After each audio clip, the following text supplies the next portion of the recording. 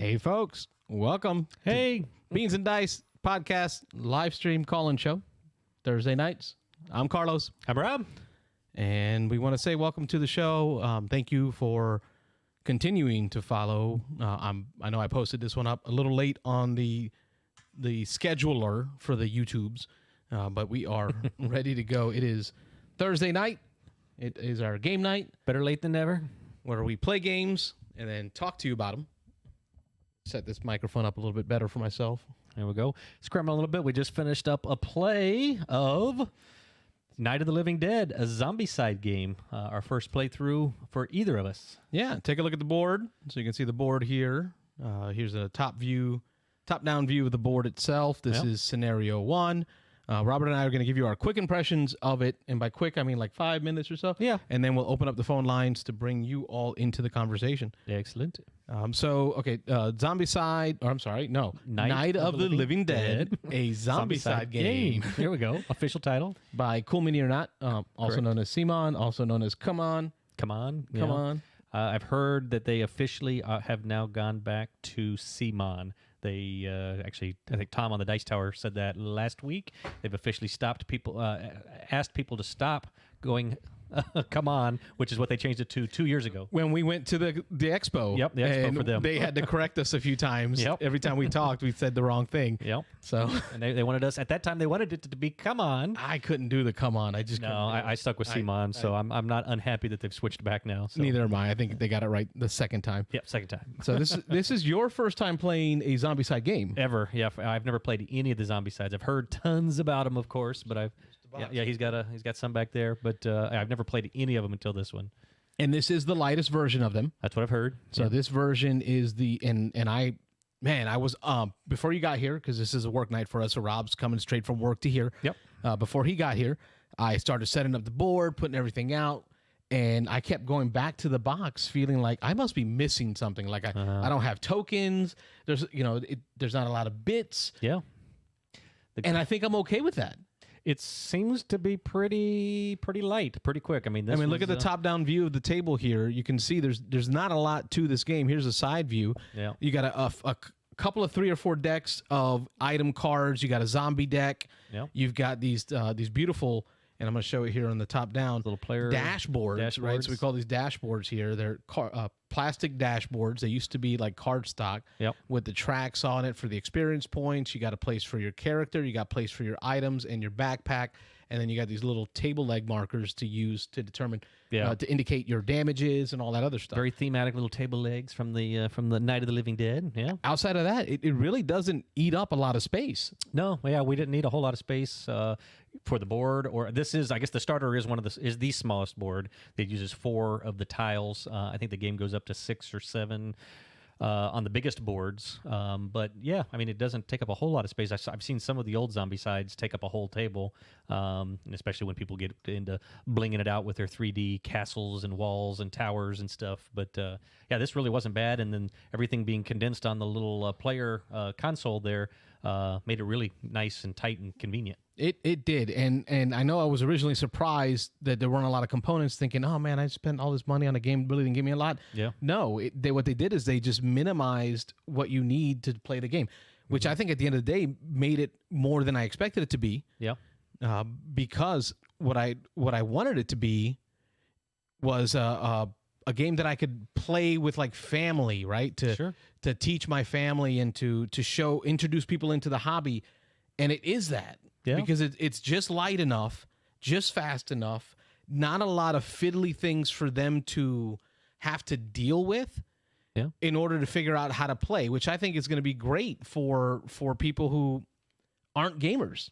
Yeah, and it's cooperative, so I mean you're all helping each other anyway. So you're not if there are new gamers, you can kind of take them under your wing, give them some help on what to do, how to run their turns until they get the hang of it. There's not a whole lot of options. I mean, there's only a handful of things you can do on each turn, and so you're just going through the back of the instruction manual has just a quick reference guide on what your options are for your turn. Tells you what the zombies do, the walkers do on their turn. So it's all kind of right there on the back page, and just one page kind of runs you through how to play the the game.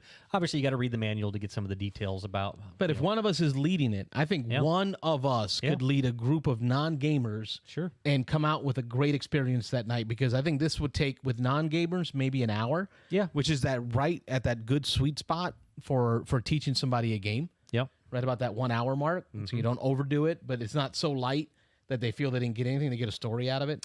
Yeah, it comes with 10 scenarios in the book. The first one is obviously the quickest and the lightest, but I think the first 3 or 4 are quote-unquote easy, and then there's about 3 in the middle that are medium, and then the last 3 are hard. And they advertise the playtime 45 minutes for the easy ones, 60 minutes for the medium, and then 90 minutes for the hard. So, I mean, even in the hardest scenarios in there, with a new group, you're still talking less than 2 hours probably. So yeah, and by the time you get to that level, if they desire to play that as a campaign, they'll probably be excited to play that. I mean, overall, our first impressions, this is our first time playing this version. Actually, let me say it again. My first time playing this version of Zombicide. My first time playing Zombicide at all, ever. And I had a blast. I think we need more games like this in our life. In that they play in about an hour. In that they don't require a lot of your brain power. Sure. Right. So it's a day of after work, being tired, exhausted, and we still were able to get this to the table without too much brain power, enjoy it, and have a good experience. Yep. And co-op, again, helping each other out so we can help each other with decisions and things. Yep. So I think we're going to post for you guys a playthrough video of this. Yeah. Let us know in the comments if you want to see us play through more of the scenarios. Yeah. So that is our first impressions of Night of the Living Dead, a Zombicide game. By Cool Mini or Not. Who's the designer on this one? Designer is Raphael Guiton, Jean-Baptiste Lulien, and Nicholas Raoult. All right, mad props. Yeah, great design. Yeah. So let's go ahead and open up the phone lines and begin. So remember, the way it works here is we open up the phone lines. You join in. Talk about what you got going on. It doesn't have to be Zombicide. It can be anything you have going on. I know that we like to play something and talk about it. Yeah. But that doesn't mean you have to talk about what we talk about. Yeah, and if somebody doesn't call in right away, we'll spend maybe the first few more minutes just kind of chatting on some of the little bit more detailed dive on Zombicide. But if somebody wants to call in right away, we're happy to take that call. So don't hesitate to jump on the line, whether it's talking about Zombicide, talking about something else, whatever you want to hear about, whatever you want to talk about. We are here to discuss. As soon as I hit this button. Yeah, Carlos, there we go. Button's on. Technical issues, but no, we're good. And I will press there it is, put the phone number on the board for y'all. 813-618-7099 is the number. Yep. So please give us a ring. Talk to us about what you're doing, what you're gaming, what you got going on, and we'll put you on board. And just jumping back to Zombicide, then a few other things that I wanted to mention, and you can speak more detailed about it than I can, but I've heard that they've streamlined several things in this version of Zombicide as compared to some things in the past. One of them is the noise system. I have heard stories about the noise system in the past being a little fiddly, that you've got little tokens you put on, off, you move around the board, you do different things. In this game, completely eliminated, completely gone. Agreed. Yeah. And the fiddly is a word we can use for that. The tokens they remind me of stress tokens from X-Wing. So they're kind of like little triangles. Yeah. And they have an ear with like a breaking sound. And whenever you did anything, it made noise. You put noise tokens in that zone. Man, we got a call coming in. Sweet. Let's take a look here.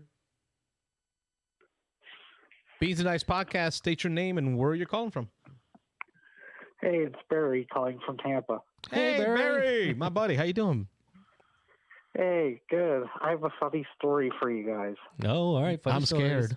I'm a little worried, but let's go in.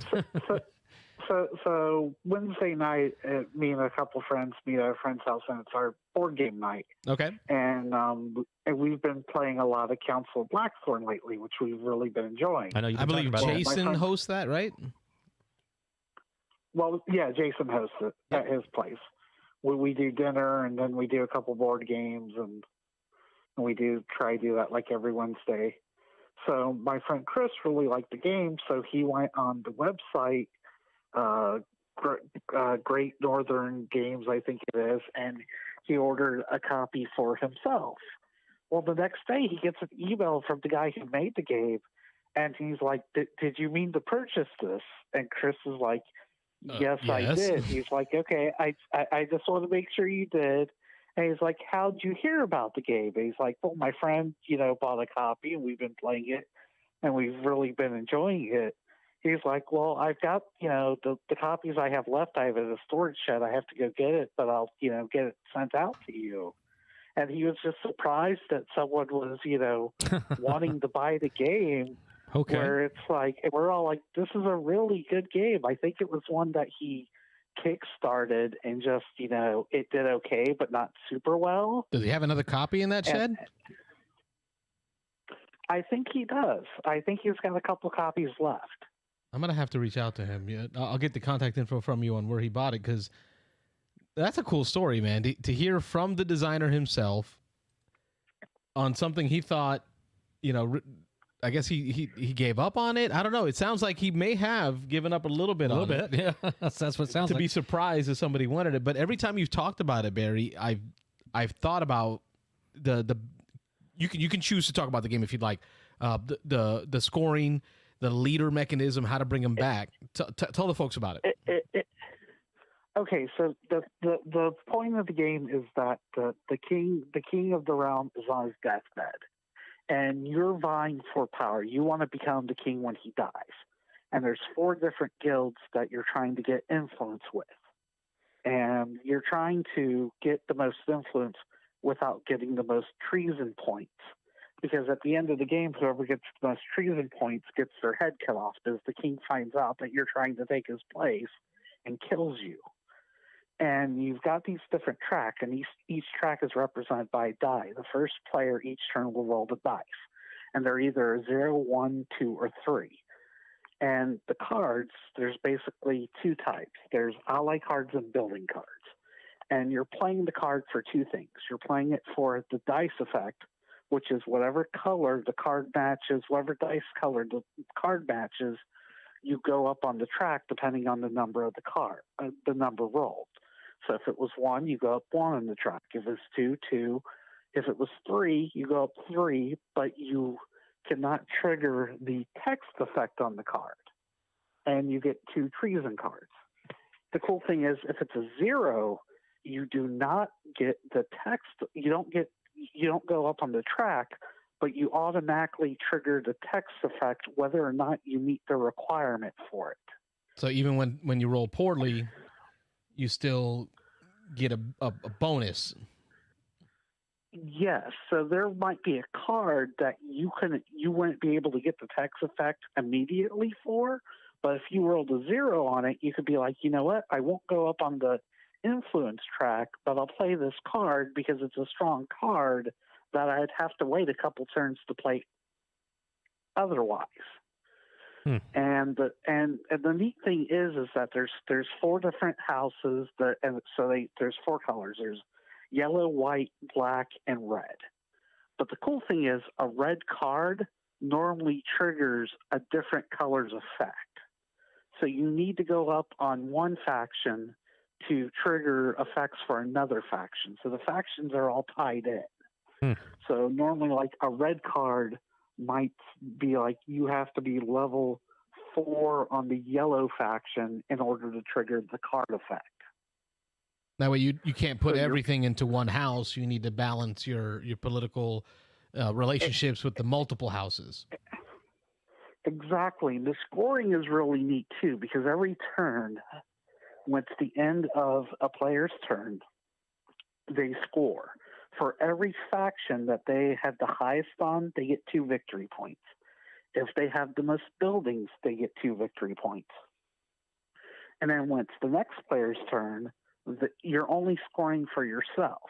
So each turn, you don't have to be the highest on, say, Rob's turn. You just have to be the highest on your turn.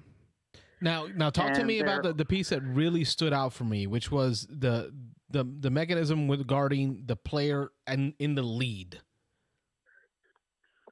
Okay, so the player who is in the lead is because each of the factions goes up to 13 points. Once you get to 13, that 13 is locked in, and only one person can reach it, unless other people use cards or effects that lower them. Okay. And typically, you don't want to get out too far in the lead, because if you get out too far ahead everyone's going to start targeting you with cards that give you treason cards.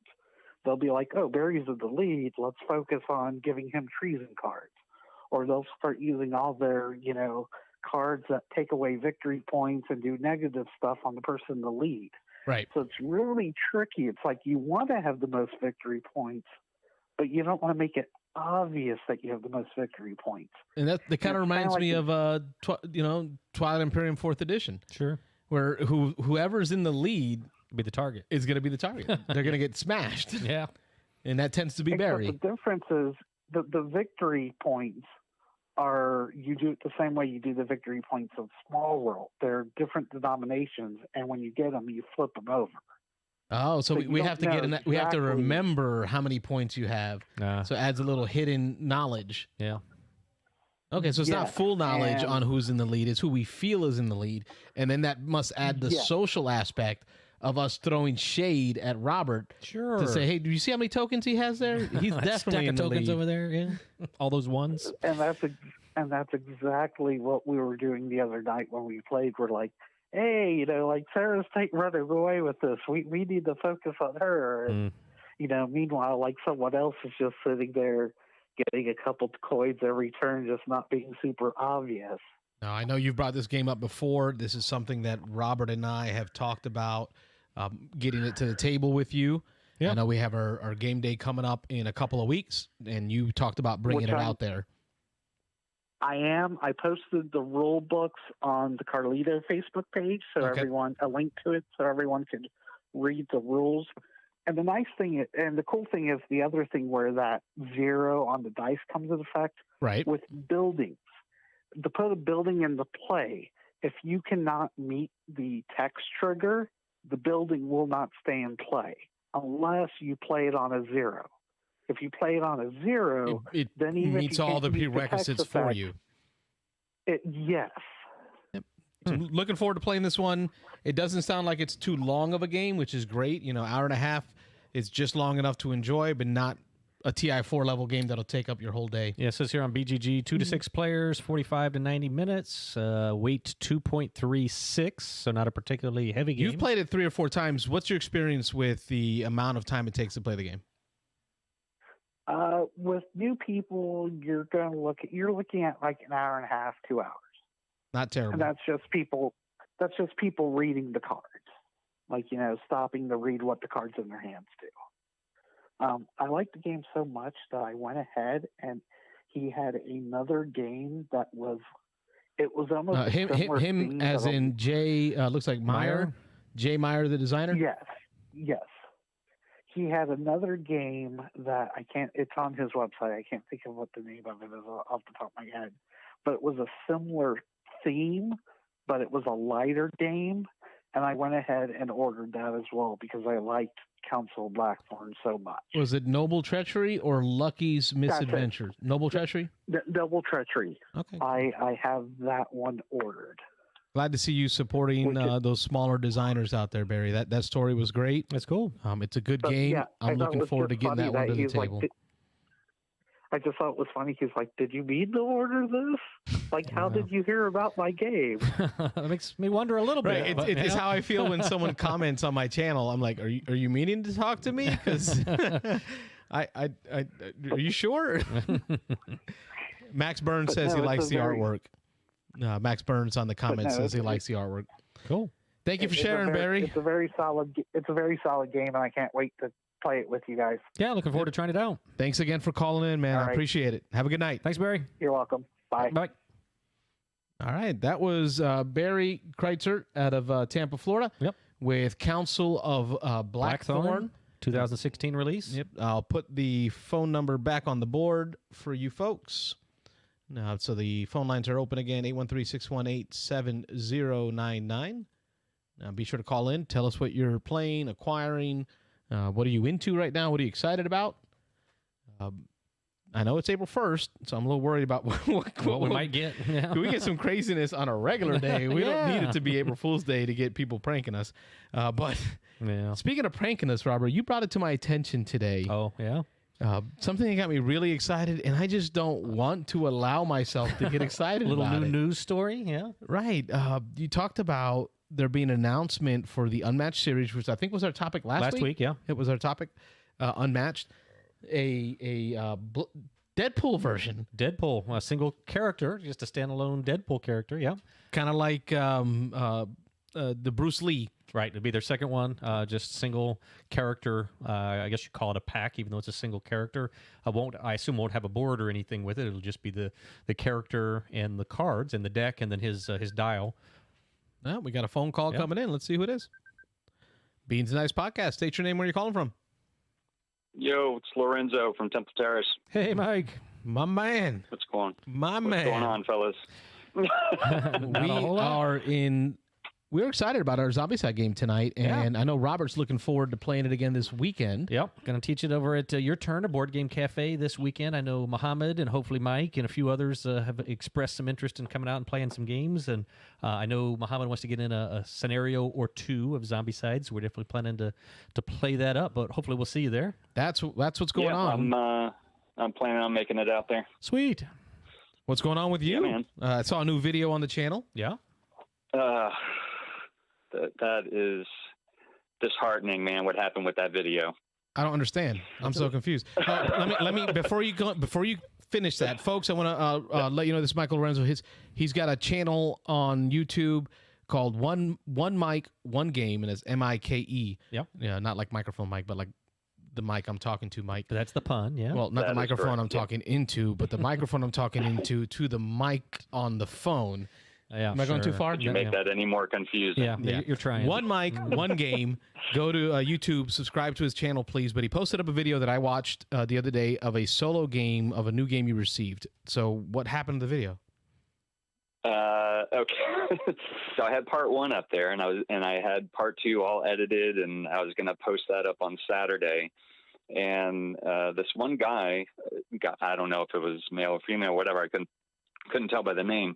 He starts commenting on the video, and the person says, hey, you don't have to do this in the game. This is how this role plays out. And I was like, yeah, I mentioned that later on in the game, in the video, and then he comes back and he mentions another thing that was mentioned later on in the video. And I said, yep. And I said, everything's broken down into the chapters.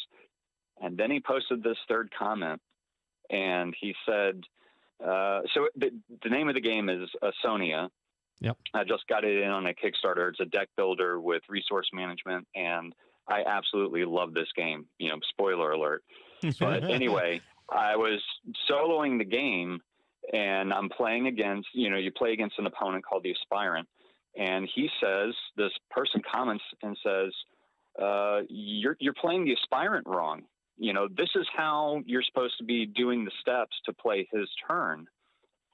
And it was 100% wrong how I was playing it. Oh. And I felt devastated. I was like, you gotta be kidding me. Oh no. So if you try to see it on my channel, I've made it private now. Oh. And so you can't see it unless I invite you to it. But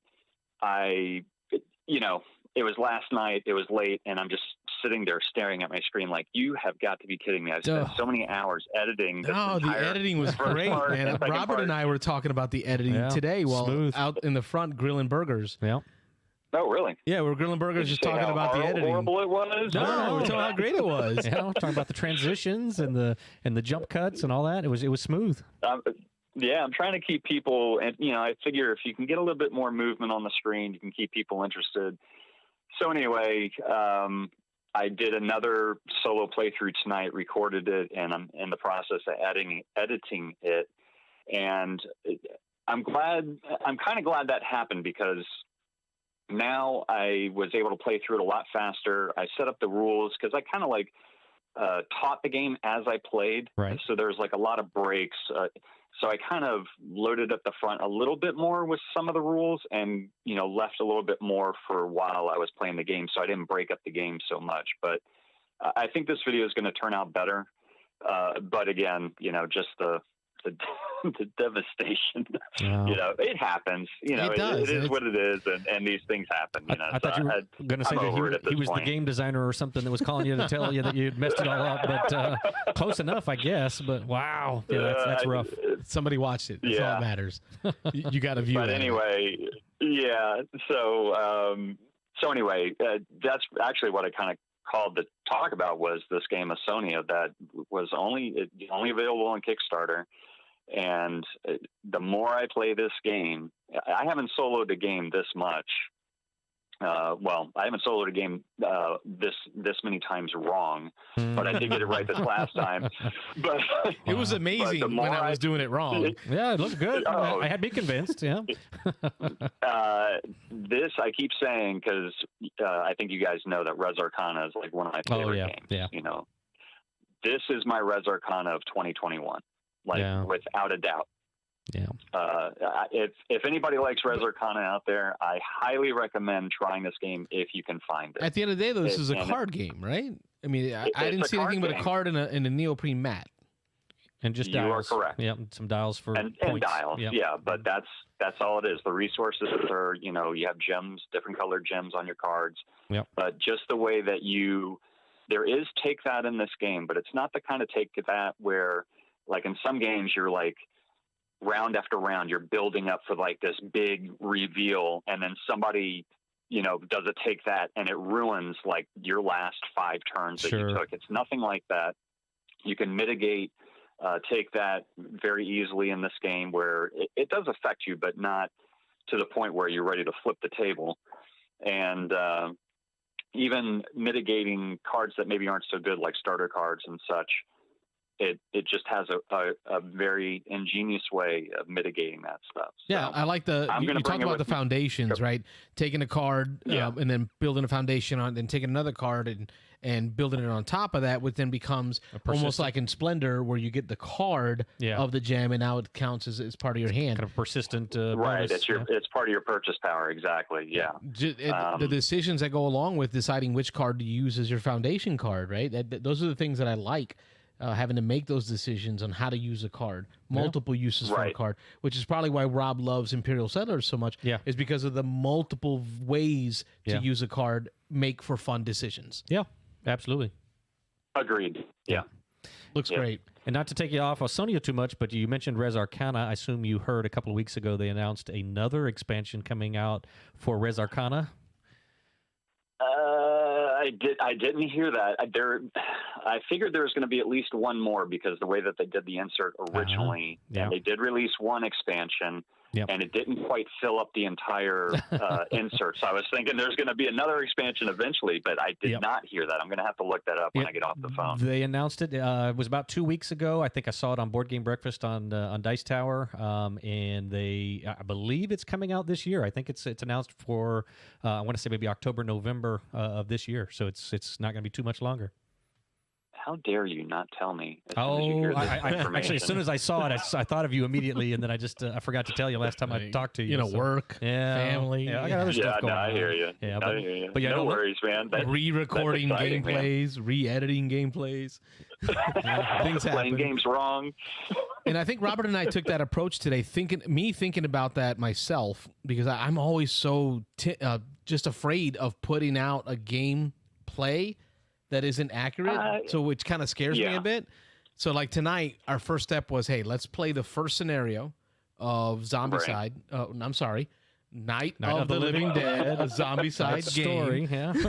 Game, play the first scenario, learn the rules, kind of figure that out off camera, and then let's just redo the scenario again, right? And do it this time on video. That's what we plan on doing, is recording this one again, so that I feel more comfortable with putting that out, because I could feel the stomach pain I had when you said that story. I'm like, because I'm still answering questions from when we did the Gloomhaven Jaws of the Lion series. Yeah. You know, I think we did 5. We did the first 5.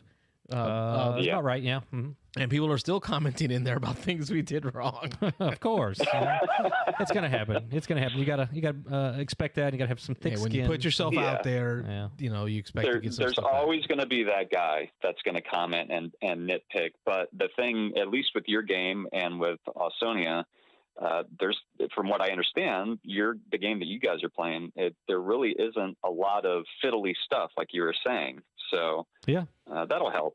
Yeah, so effectively, you shouldn't have messed up because it wasn't that hard. Come on, Michael, get it together. yeah. Hey, man, I appreciate you calling. Right. I hope to see you soon. Yeah, man. And are you going to be there Saturday?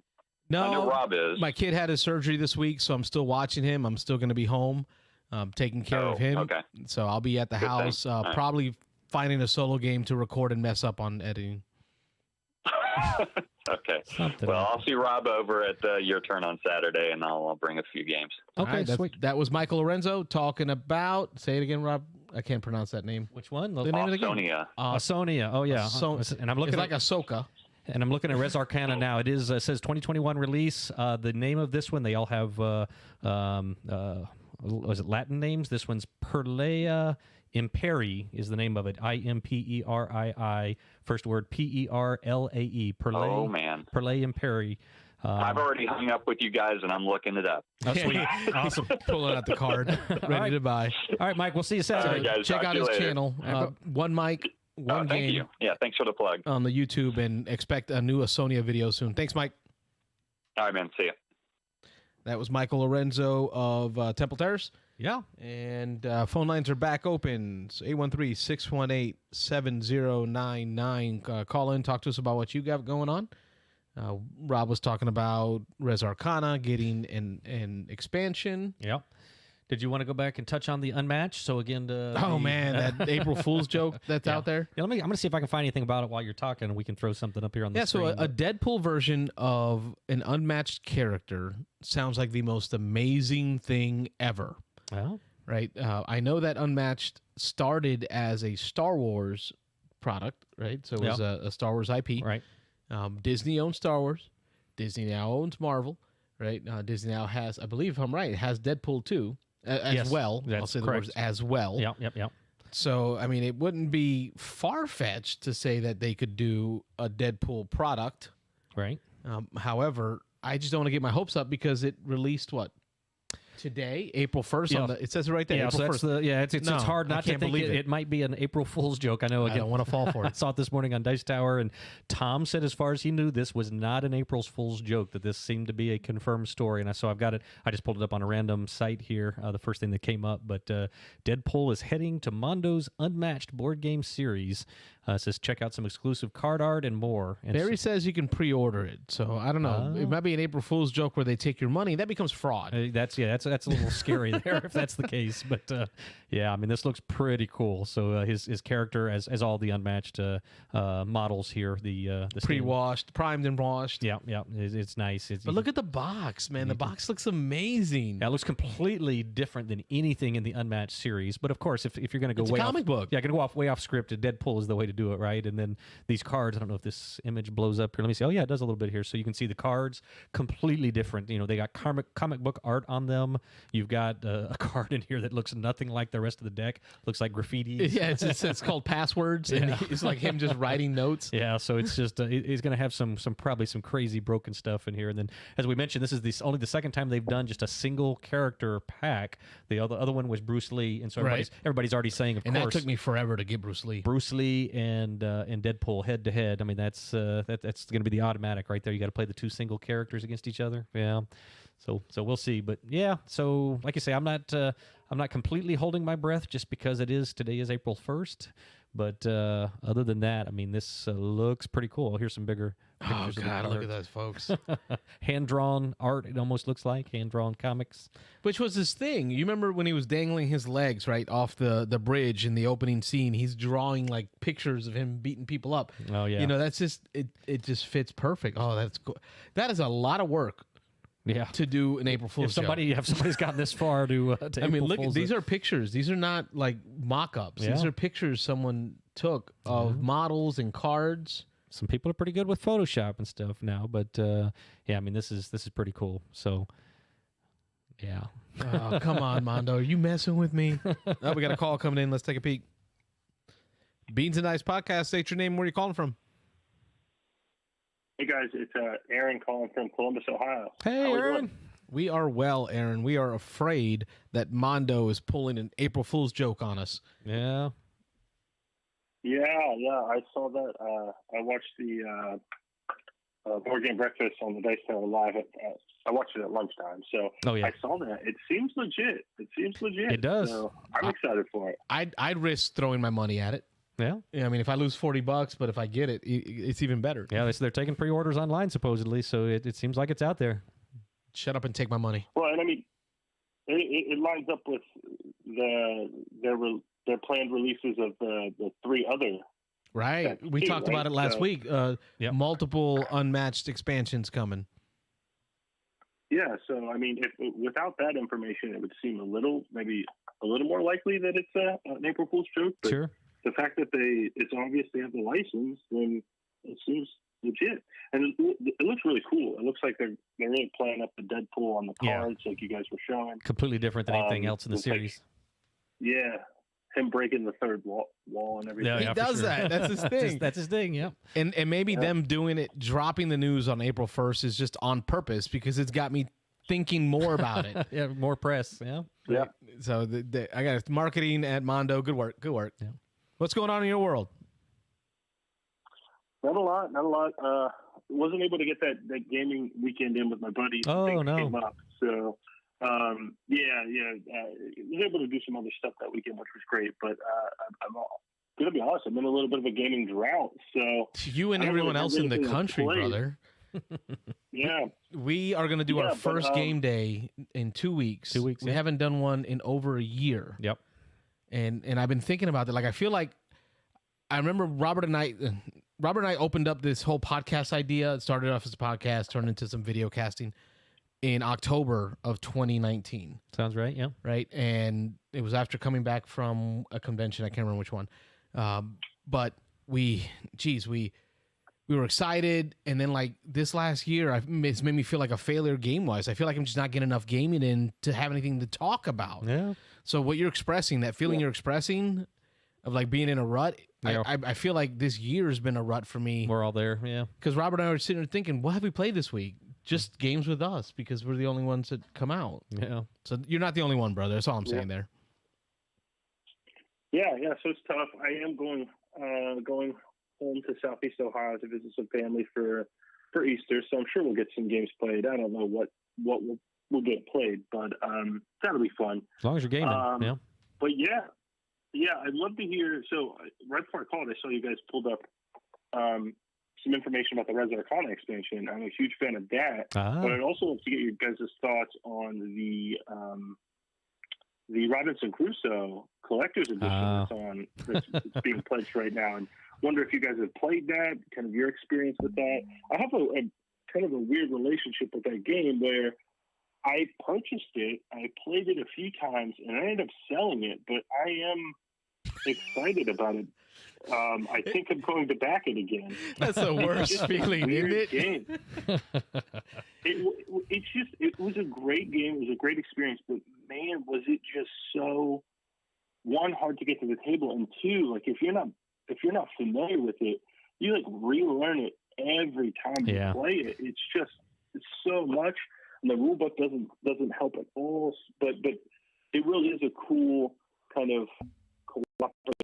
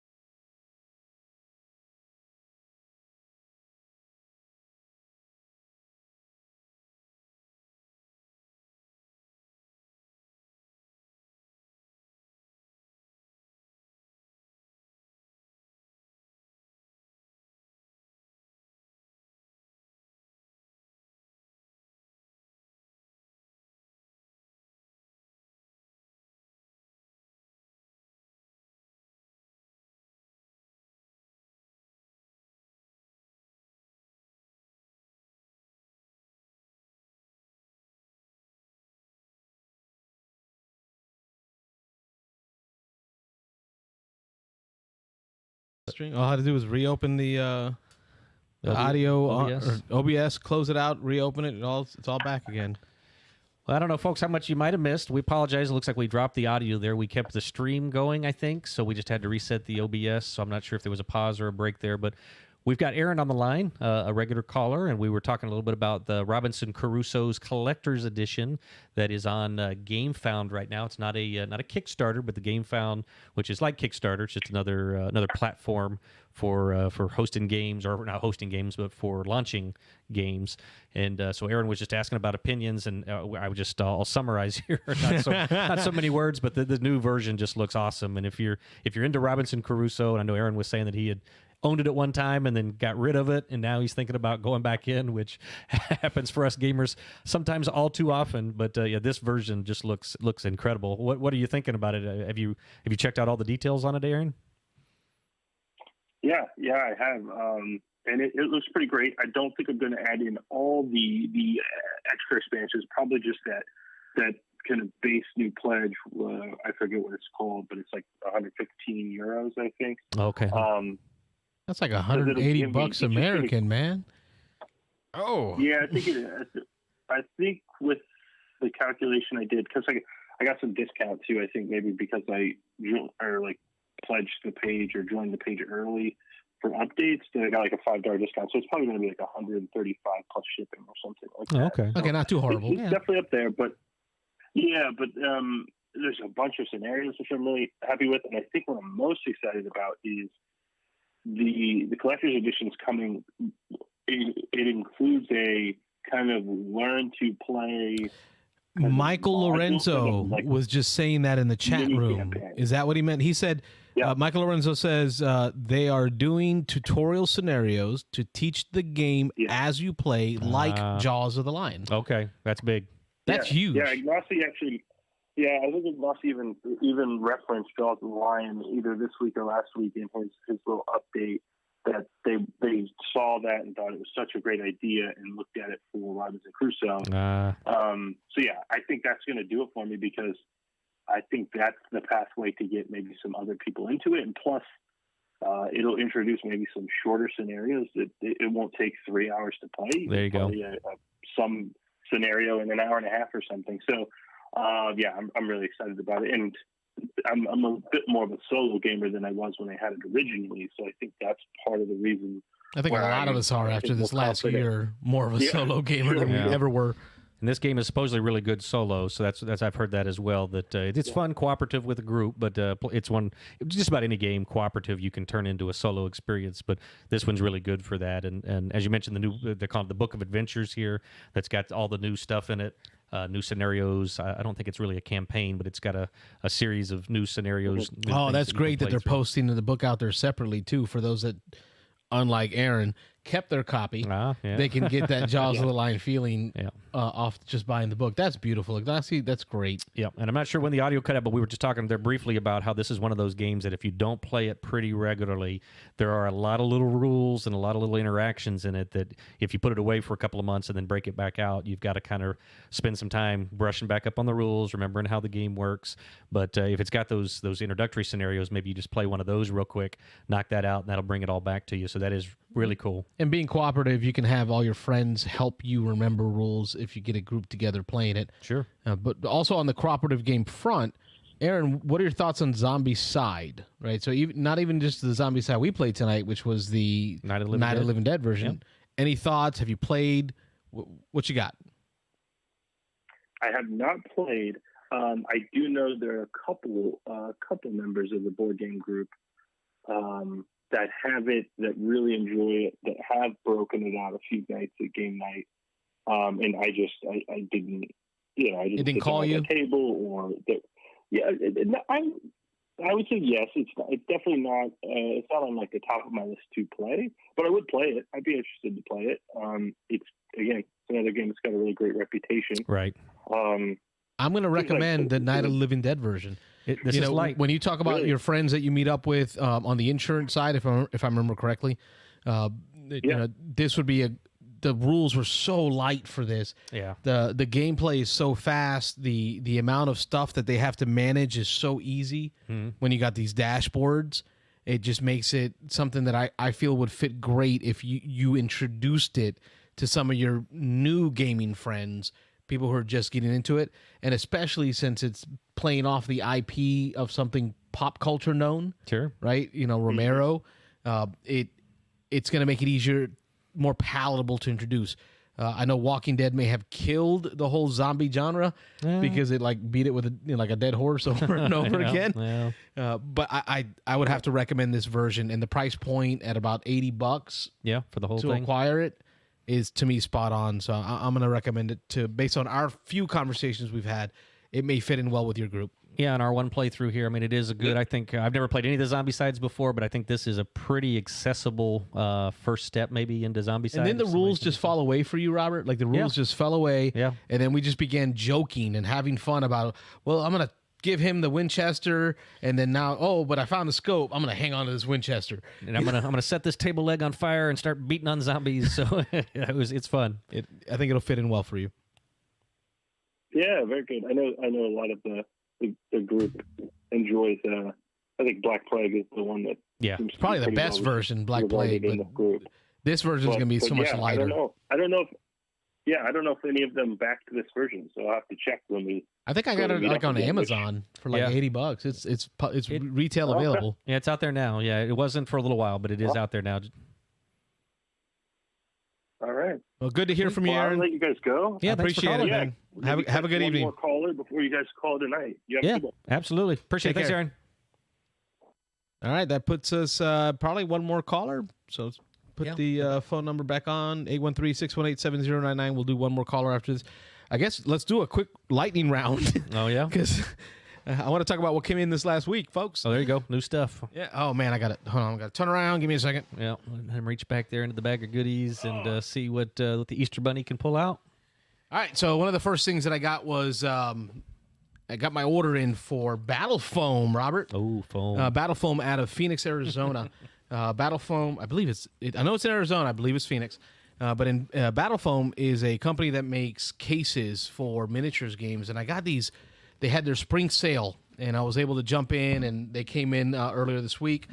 They're small cases that have pre-laser cut foam. I'm going to do a top view here.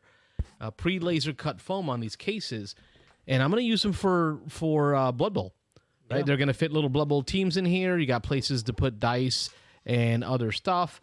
So this is a great way for those of you that have miniature games as part of your hobby. Battle Foam, I have a ton of them. I love Battle Foam. Cool. And they're tough, man. I can run these over with a truck, knock them around a little, and they'll be fine. So that's one of the things I'm excited about. Cool. What else you got in the bag of goodies back there?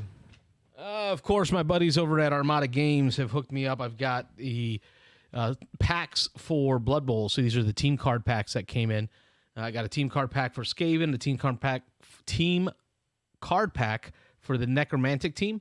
So these are going to include these special play cards that are specific to each of the teams, so that I can, as an inducement, I can buy before a game a card I effectively draw from the deck, and it might give me some kind of special play that I can do during that game that's specific to that style. I already had the Dwarf version, so I bought the Dwarf version because I like the Dwarf team. I am a Dwarf player. Last time they did these on the version before this, each team had these cards, but they would add these generic cards in there. So if you were a player of Blood Bowl and you wanted all the special play cards, you had to go and buy every team's special play cards in order to build a generic deck. What they've done this time around is each deck gives you team-specific cards. So if you're a Skaven player, you buy the Skaven deck. I don't need to buy the Dwarf deck to get all the available play cards. Makes sense, yeah. So, I mean, I didn't expect GW to do something that help you save some money, but I'll make you buy everything. Let's be honest, I'm still buying them all anyway. Buy one of one of each of them. Yep.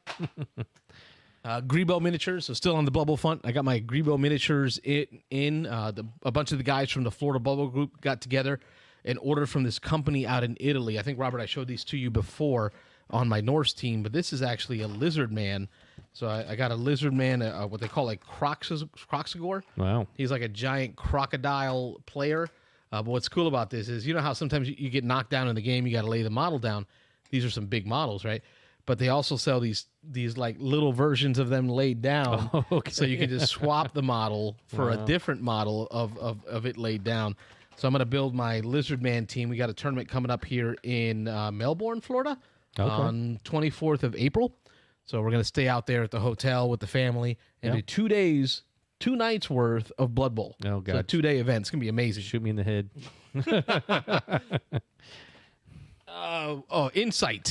Insider. So I was listening to the Secret Cabal Gaming podcast, and they did an episode where they played Insider on the show. So this is a party game, very small, very light, where it's a hit and roll game mixed with a word game. Okay. Right. Yeah. So one of us is going to be the master. Another one is going to be the insider, and the rest of us are all commons.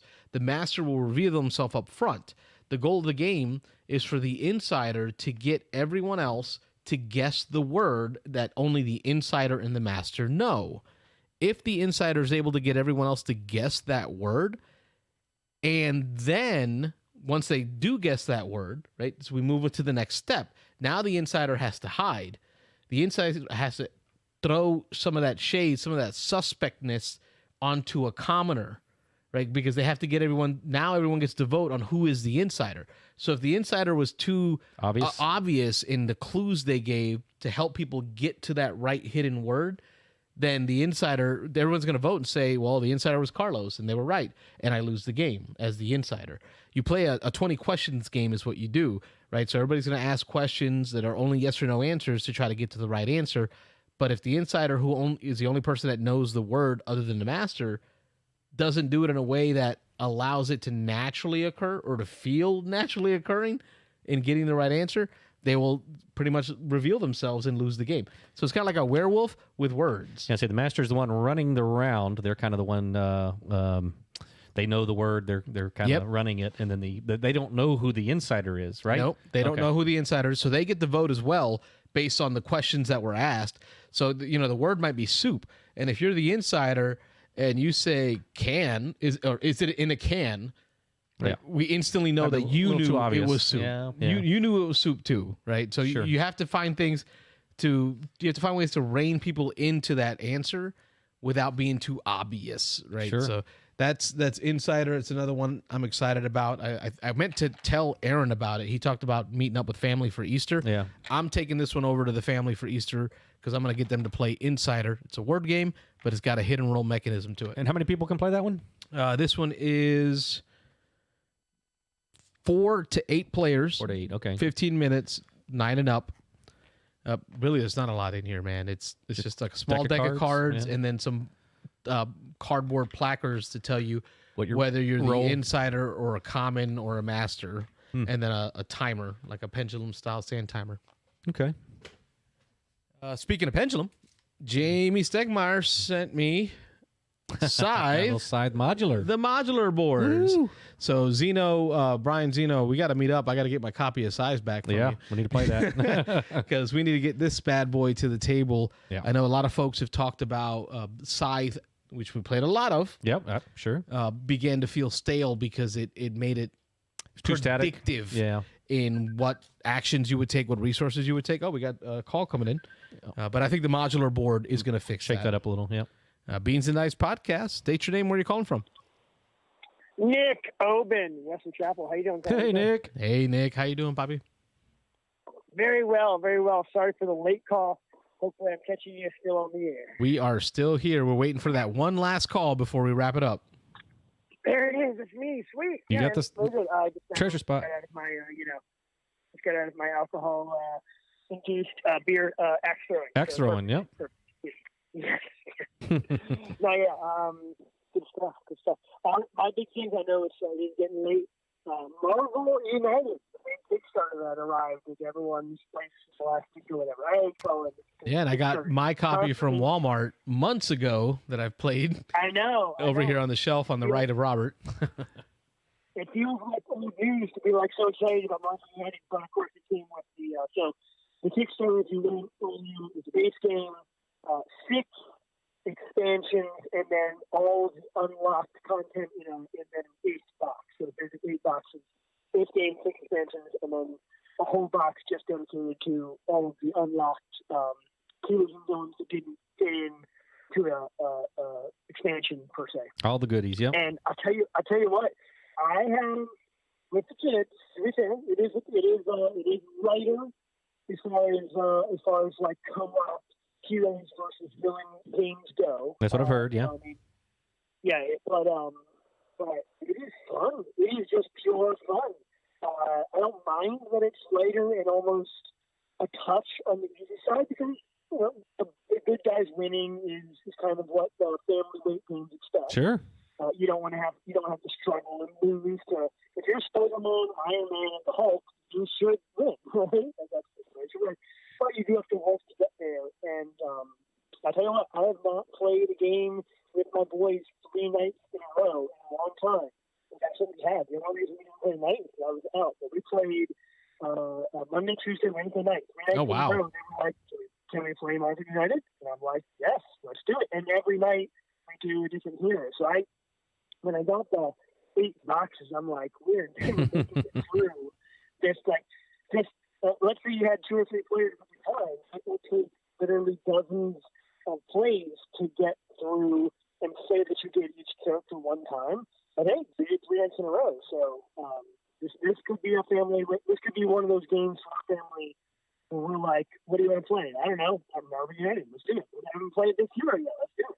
Yeah, my wife was asking about a game that we could do with our son, our 9-year-old, Gabriel, or 10 now, 10. Mm-hmm.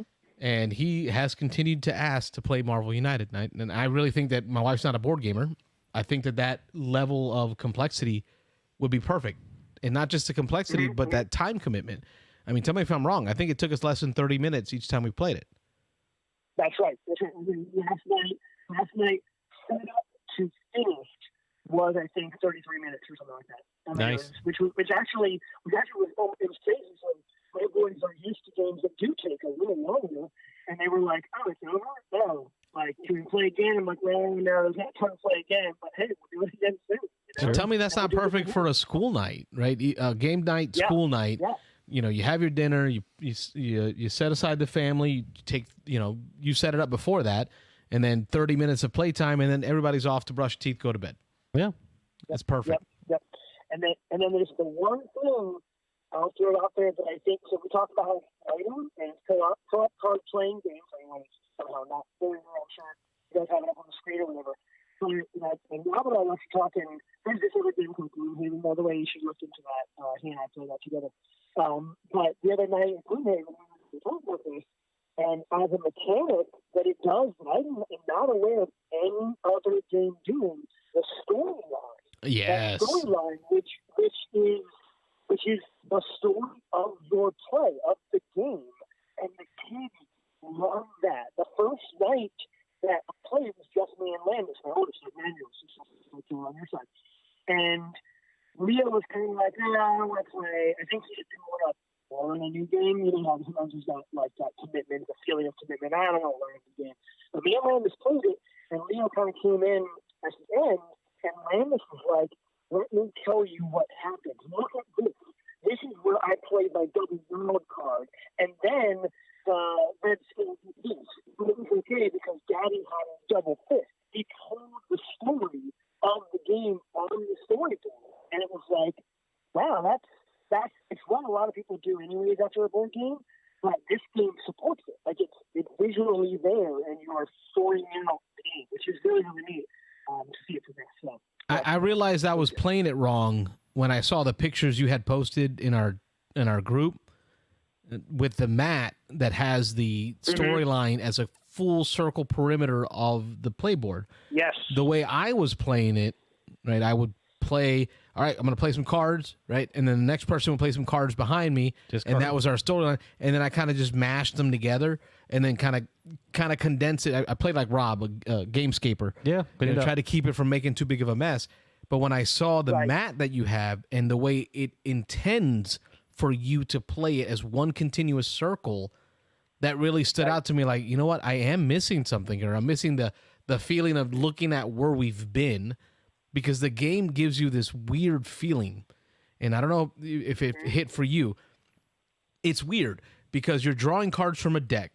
You're taking those cards from your hand and you're playing them. You'll never, but you lay them out on the table, right? You can't use them again. You can't touch them again.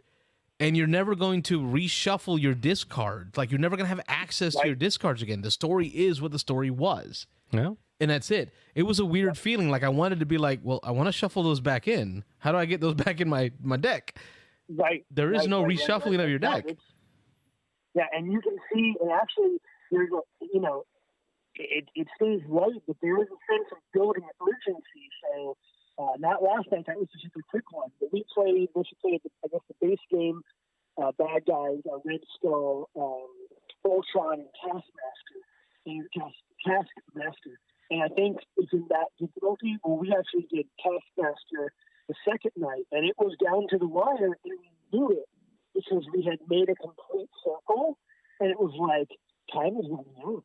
I mean, it's like an action movie as you're getting to the end of the movie, and everyone knows it's the end, and the bad guy's plot is coming to shape, and there's only literally one more card in his master plan deck. Are we going to win or not? And then we did it. It was like, what? Yeah, like foghorn, bum, bum, bum, bum. Did it? Yep. So, Robert, I don't know if you've had a chance to play it yet. I haven't, but no. As a team, you have to complete 2 out of 3 missions before you have the opportunity to begin attacking the boss, right? And the boss is not easy. He's going to be in different locations. You got to go hunt him down. And so you're trying to get these 2 out of 3 missions completed while the boss is doing his thing to try to move his threat tracker out to win his objective. And then once you have completed your 2 out of 3 missions, all that does is unlock the ability to punch him. Oh, yeah. So okay. You still got to go chase him down and punch him. So by that time, you're kind of like halfway through your deck or more, and you're feeling that time crunch. We got to get Ian and Gabriel together. Yeah, kids. You and me, put the kids and play this one on the table. Sure. I think you're going to love it. Great call out. I just don't know if I need that much content, brother. That's a lot. Like, the amount of boxes you got were taller than your kids. Oh, did we lose Nick? No, we may have lost him. Yeah. He's got it all. His phone was a little rough there, but yeah, that was, what do you say, 6 boxes of expansions plus the base box. So, yeah, we were talking about the other night during Gloomhaven, and I had mentioned that I heard that it was almost 100 minis, and so he started adding them up, and I think we were a little short of 100, but between all the minis, the good guys and the bad guys, and all the different variations you could do, it was 70 or 80, I think, minis that came up with the full. I just can't have that much in my life. The all-in Kickstarter. Well, that's what actually Nick said, and I don't want to give away any secrets, but he said that he was just starting with, I think he opened the main box and 1 expansion, maybe 2 expansions, but he said he was going to leave most of it in shrink because as he played through with the kids, if they got through just the base box, maybe 1 or 2 expansions, they might be, borderline kind of done with it at that point. And if so, he said, I'll just put all the other stuff up on sale and resell it all for somebody who maybe just bought the base version and is looking for expansions. So. I think the base version is great. So we'll get that one to the table with the families. Yeah. That's a great one. Yeah. Try that out. Raph asks if I'm going to back the X-Men Kickstarter. Oh. And you know me, I really try to stay away from the Kickstarters because that's going to open a door to my wallet that I just can't allow. Yeah. I will be seeking that one out at my local Walmarts like I did with Marvel United. I'm pretty certain that Cool Mini or Not will have another agreement with Walmart to put it into the big box stores. I'm sure they will. I still remember all the bad feelings that the Kickstarter folks had when they saw us normal folks buying it in the store for $30 and bringing it home while they're still waiting a year to get their Kickstarter version. Yeah. Now I get it. I don't get all the extra goodies, but I did have access to it and have played it already a few times. Yeah. Right. And Nick's just getting into it. Yeah. Yep. And that was at Walmart. So I'll wait till the Walmart's my answer for that, Raph. I'm waiting till Walmart. Give it some time. So on that note, that brings us to the end of the hour. I'm Carlos. I'm Rob. And this has been the Beans and Dice podcast. I'm going to save that last box back there of, samurai battles that came in for conversation later. Nugget there to dangle out there in front of the fans. Yeah. We'll be back next week, Thursday nights. It's Thursday nights at 9 p.m. Eastern time. Let us know if there could be or would be a better time to do it, to do the show, the stream. I know that 9 p.m. might be a little late for the East Coast, but it may be a little early for the West Coast. We're here to just have conversation, and I think we did that well today. Yeah, I think so. It was fun. So we'll talk to you all soon. I'm Carlos. I'm Rob. Beans and Knives Podcast, a podcast about how we game. Thanks for watching. We'll catch you on the next one, folks. Have a good night. Bye, everybody. Bye-bye.